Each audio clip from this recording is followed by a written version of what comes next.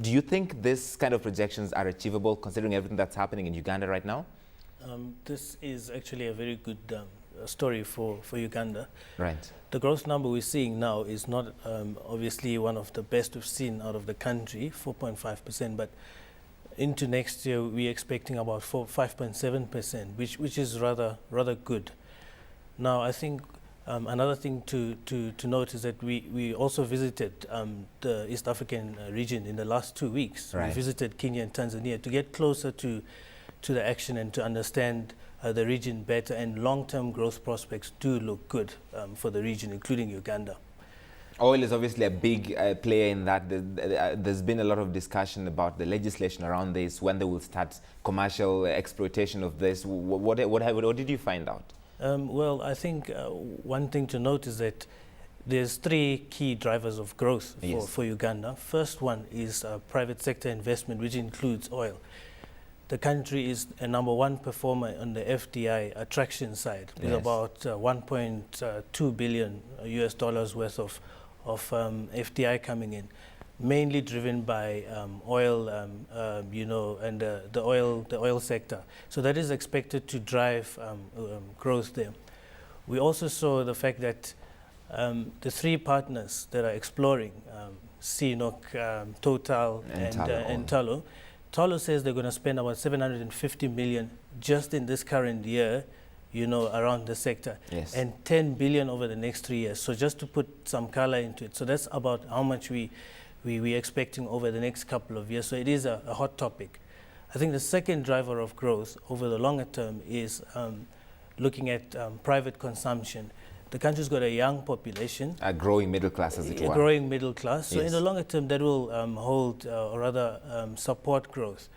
But I think another key growth area for the country is the fact that the East African community is going to further integrate, and that is a key export market for Uganda's diversifying agricultural export base.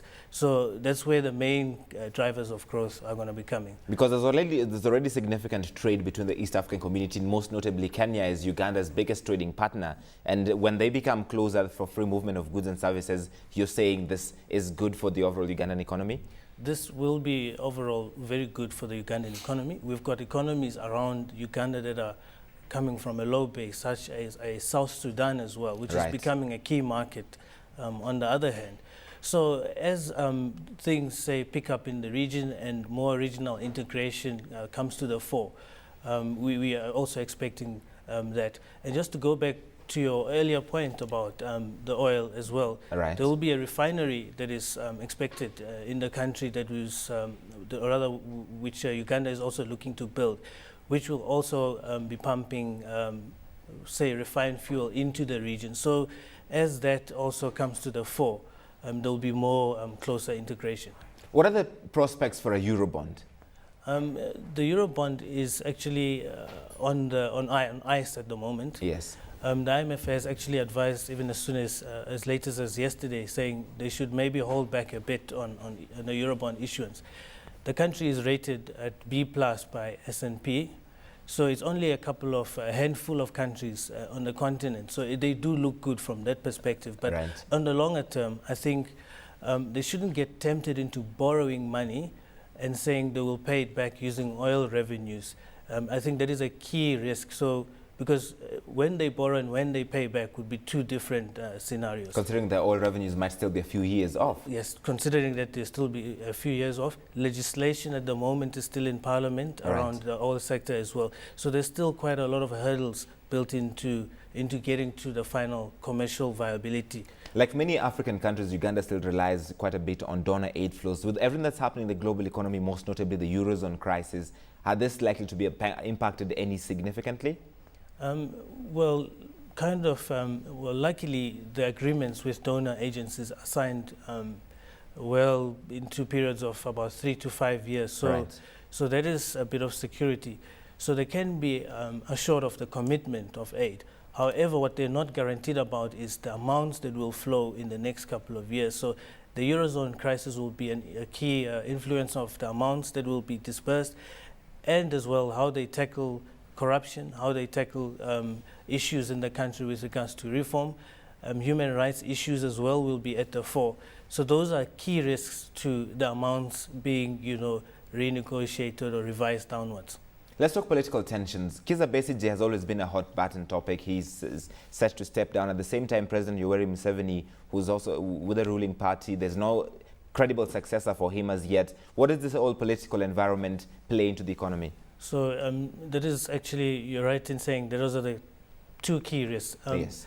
The leader of the opposition is not going to stand in the 2016 elections. Right. We've got a leadership vacuum as well in the main party. So we've got three key scenarios, say, going into 2016.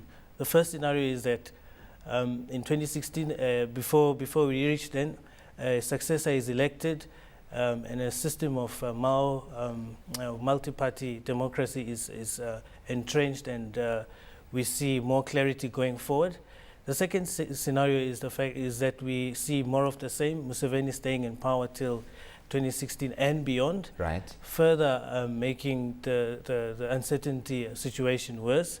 Or we see a third scenario where there's wholesale, say, protests, and protests intensifying because of unbearable living conditions by this young population.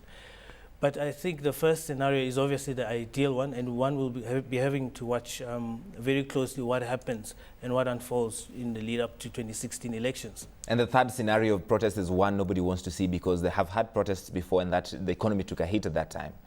That is true. However, one will also have to see what happens in the opposition space when who they will put forward going up to 2016. And Brian, many thanks for your time. Thank you for coming on the program.